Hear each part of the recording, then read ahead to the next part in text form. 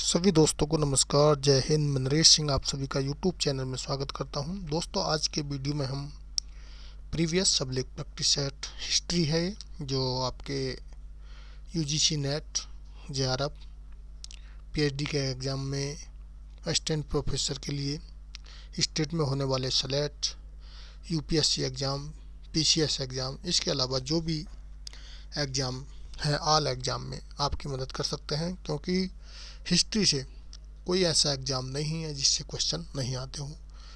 वैसे विशेष तौर पे ये प्रैक्टिस सेट जो है UGC net oblique JRF second paper history के लिए है। आज के प्रैक्टिस सेट में हम क्वेश्चन नंबर 25 से लेके 50 तक की बात करेंगे। इससे पहले प्रीवियस पेपर में मैंने 1 से 24 तक किया था। पूरा एक साथ करने से वीडियो काफ़ी लंबा हो जाता है और देखने में भी थोड़ा प्रॉब्लम होता है, बनाने में भी। तो दोस्तों, इसलिए मैंने इस क्वेश्चन में इसमें 25 नंबर से लेके 48 नंबर तक क्वेश्चन डाले हैं। तो चलते हैं सीधा क्वेश्चन नंबर पर। प्रश्न नंबर 25 है, चीनी सम्राट ताइसुंग ने हर्ष के राज्य दरबार में कितने दूत भेजे थे? तो एक चीनी सम्राट थे जिनका नाम था ताइसुंग। उन्होंने भारतीय सम्राट हर्षवर्धन के दरबार में कितने दूत भेजे, इसके बारे में पूछा गया। ए में दिया 1, बी में दिया 2, सी में 3, डी में 4। तो 25 का जो है सी ऑप्शन राइट है, क्योंकि तीन दूतों को जो है चीनी सम्राट ताइसुंग ने भेजा था। आप इसको याद कर लें अच्छे से। प्रश्न नंबर 26 है, अबू रेहान बरूनी लिखित भारत वर्णन है। जो अबू रेहान है वह भारत में आए थे और उन्होंने जो अबू रेहान बरूनी, तो एक जो भारत वर्णित है उसमें वह कौन सी भाषा में पूछा गया है। यहाँ पर भाषा की बात हुई है। तो ए है फारसी भाषा में है, बी है तुर्की भाषा में, सी अरबी भाषा में, डी चगताई भाषा में। तो 26 का ए फारसी भाषा में लिखा गया है। प्रश्न नंबर 27 है, सल्तनत काल में प्रशासन के केंद्रीकरण का प्रथम प्रयास किया था। यानी कि जो दिल्ली सल्तनत काल शुरू हुआ वह हुआ था 1210 से। वैसे तो मुगल काल 1206 से, लेकिन 1206 से लेकर 1210 तक इसकी राजधानी लाहौर में थी। लेकिन 1210 में क्या सल्तनत काल के प्रशासन का केंद्रीकरण का प्रथम प्रयास शुरू हो गया था। इसमें है ए इल्तुतमिश ने, बी नसीरुद्दीन महमूद ने, सी गयासुद्दीन बलबन ने, डी जो है जलालुद्दीन ने। तो 27 का दोस्तों ए इल्तुतमिश। कुतुबुद्दीन ऐबक के बाद इल्तुतमिश ने, कुतुबुद्दीन ऐबक दिल्ली का शासक नहीं रह पाया, लेकिन इल्तुतमिश ने 1210 में प्रशासन में केंद्रीकरण का प्रथम प्रयास किया। प्रश्न नंबर 28, तबकात नासिरी उत्तर भारत के इतिहास पर प्रकाश डालती है। तो आपको पता होगा तबकात नासिरी जो है गुलाम वंश के एक शासक थे, जो 1246 से लेकर 1266 तक के आसपास रहे। उसके बाद बलबन बन गया था। तो यह इसमें जो है 13वीं शताब्दी में, 14वीं शताब्दी का, 15वीं शताब्दी का, 16वीं शताब्दी का। तो 28 का ए 13वीं शताब्दी, क्योंकि 1201 से लेके 1299 तक का जो समय है वो 13वीं शताब्दी कहलाएगा। और 14वीं शताब्दी 1301 से लेके 1399 तक 14वीं शताब्दी होगा। और 15वीं शताब्दी जो है 1401 से लेके 1499 तक 15वीं शताब्दी। और इसी तरह आपको पता हो तो यह 13वीं शताब्दी का हो जाएगा। प्रश्न नंबर 29 है, निम्नलिखित यात्री मध्य युग में भारत आए, उनके आगमन का सही क्रम बताएं। मार्को पोलो, कॉन्टी, अफानासी निकितिन तथा वार्थेमा। बी में दिया है कॉन्टी, वार्थेमा, मार्को पोलो तथा निकितिन। सी में दिया वार्थेमा, मार्को पोलस, कॉन्टी एंड नितिकिन। और डी में नितिकिन, वार्थेमा, मार्को पोलस एंड कॉन्टी। तो 29 का दोस्तों सबसे पहला जो है मार्को पोलो आए जो दक्षिणी भारत में। उसके बाद कॉन्टी विजयनगर साम्राज्य में, अफनासी नितिकिन, फिर वार्थेमा। प्रश्न नंबर 30 है, निम्नलिखित में कौन सा बंदरगाह नहीं है? तो ए पर दिया है काम्बे, बी में दिया है चोल, सी में दिया है गुलबर्मा और डी में दिया है मछलीपट्टनम। तो 30 का जो है इसमें आपको पता होगा गुलबर्मा एक शहर का नाम है। ये जो सी ऑप्शन, सॉरी दोस्तों नेट बंद कर देता हूँ नहीं तो बार बार मैसेज आता रहेगा।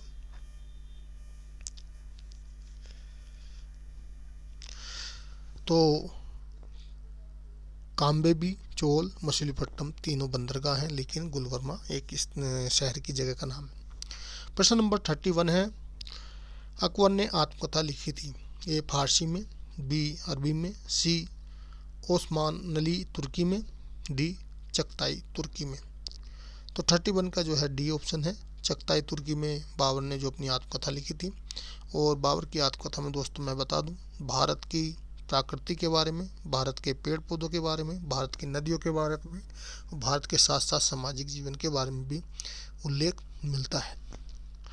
प्रश्न नंबर 32 है, चित्रकला को संरक्षण दिया? ए हुमायूं ने, बी हुमायूं अकबर ने, सी हुमायूं अकबर एवं जहांगीर ने, डी हुमायूं अकबर जहांगीर औरंगजेब ने। तो दोस्तों औरंगजेब जो है चित्रकला प्रेमी नहीं थे। तो इससे पहले जितने भी, क्योंकि हुमायूं भी जब काबुल में रह रहा था उसके बाद वहाँ से 2 चित्रकारों को लेकर आए। और आपको पता है अकबर भी चित्रकला का प्रेमी थे। और जहांगीर ने, क्योंकि अकबर ने भी एक चित्रकला के लिए जो है चित्रकला का निर्माण करवाया था। और जहांगीर के समय में तो बहुत ही ज़्यादा अलग अलग, कहने मतलब पंछियों के चित्र बनाने वाले, प्राकृतिक चित्र बनाने वाले, ये सब तरह के चित्रकार थे। एक बार मैंने वीडियो चित्रकला के संबंध में बनाई है, मुगल कला, आप उसको देख सकते हैं। प्रश्न नंबर 33, 7वीं शताब्दी में भारतीय व्यापारी व्यापार करते थे? 7वीं शताब्दी का मतलब है 1601 से लेकर 1699 में। ए है मोखला एवं अदन में, बी है मोखला अदन एवं बंदर अब्बास में, सी है मोखला अदन बंदर अब्बास एवं इम्फान में, और डी है मोखला अदन बंदर अब्बान एवं बुखारा में। तो 33 का दोस्तों ए ऑप्शन सही है, मोखला व अदन में करते थे। प्रश्न नंबर 34, 7वीं शताब्दी में भारत में ईस्ट इंडिया कंपनी की मुख्य प्रतिद्वंदी थी? 7वीं शताब्दी का मतलब फिर वही मैं बताता हूँ, 1601 से 1699 तक के बीच में जो ईस्ट इंडिया कंपनी थी उसका जो विरोधी कंपनी सबसे ज़्यादा कौन थी?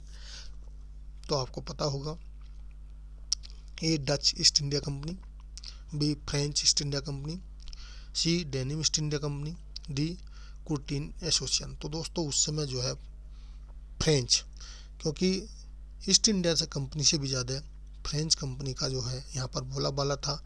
और ख़ासकर जो है मैसूर साउथ में जो है उनका काफ़ी दबदबा था। लेकिन 1765 के आते आते जो है फ्रेंच कंपनी का उन्होंने पराजित कर दिया वर्षा के युद्ध में, और इस तरह करके उसका पतन हो गया। प्रश्न नंबर 35 है, सर जादूनाथ सरकार ने किसे अंतिम रचनात्मक हिंदू प्रतिभाशाली व्यक्ति जीनियस कहा? तो एक इतिहासकार हैं सर जदुनाथ सरकार, उन्होंने जो है अंतिम रचनात्मक हिंदू प्रतिभा व्यक्ति या जीनियस किसको कहा है? ए बाजीराव प्रथम, बी शिवाजी, सी कृष्णदेव राय, डी नाना फडणवीस। तो 35 का दोस्तों सी कृष्णदेव राय को कहा है। प्रश्न नंबर 36 है, खालसा पंथ की स्थापना करने वाले थे? ए गुरु अर्जुन, बी जो है गुरु तेग बहादुर, सी जो है गुरु गोविंद सिंह, डी है बंदा बहादुर। तो दोस्तों ये तो बहुत सिंपल क्वेश्चन है, 36 का जो है सी गुरु गोविंद सिंह। प्रश्न नंबर 37 है, सदर उस सुदूर मुगलों के अंतर्गत मंत्री था? कहना मतलब सदर उस सुदूर किस मामले के मंत्री थे? ये मुगल साम्राज्य के अंतर्गत। ए युद्ध के मंत्री, बी धर्म एवं परमार्थ के मंत्री, सी वित्त का मंत्री, डी व्यापार के मंत्री। तो 37 का बी धर्म एवं परमार्थ के मंत्री थे।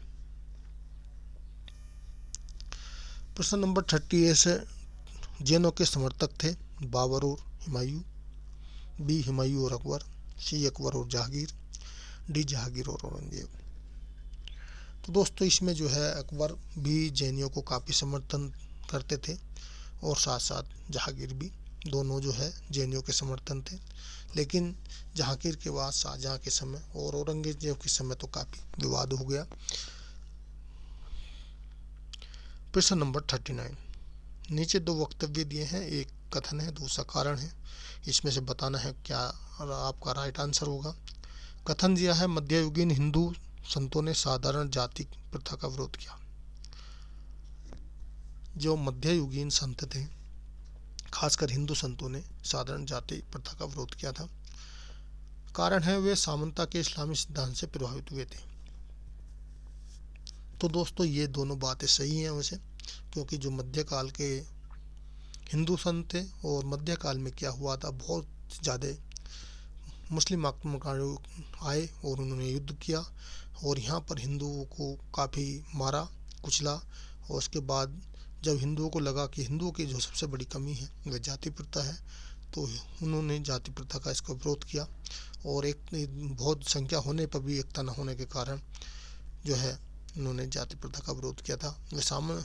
और वे इस चीज़ को देख कर के सामंता के इस्लामी सिद्धांत से प्रभावित हुए थे, क्योंकि मुस्लिम जो इस्लाम है उसके अंदर जाति प्रथा का इतना प्रचार प्रसार नहीं था या इतना बोलाबाल नहीं था। तो ये ऑप्शन इसका सही हो जाएगा। प्रश्न नंबर 40 है भारत में पुर्तगीज जो पुर्तगाली थे, इंग्लिश, डच एवं फ्रेंच के आगमन के पश्चात खेती शुरू हुई। ए दिया है तम्बाकू की, बी दिया है तम्बाकू एवं टमाटर की, सी दिया है तम्बाकू टमाटर लाल मिर्च की, डी दिया है तम्बाकू टमाटर लाल मिर्च एवं मकई की। तो दोस्तों जो इसमें टमाटर पहले से पैदा होता था भारत के अंदर, विदेशी सब्जी नहीं है, सिर्फ एक ही ऐसा तम्बाकू की जो आने के बाद यहाँ पर खेती शुरू हुई। पहले तम्बाकू की खेती भारत में नहीं होती थी।